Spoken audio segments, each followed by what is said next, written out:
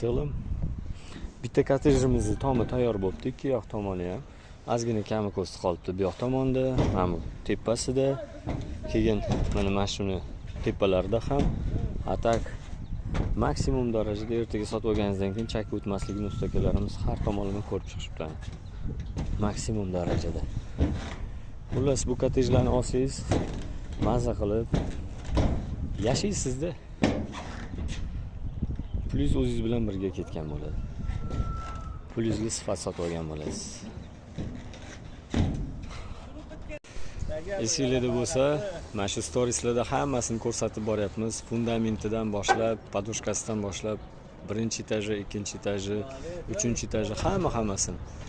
Shu kanallarimizni storieslardan ko'rsangizlar bo'ladi. Bu aynan mana shu stroykani jarayonni, har bir jarayon. Keyin xuddi shunaqa uy qidirgan yaqiningizlarga, hamkasbingizlarga, qarindoshingizlarga jo'natib qo'ysanglar.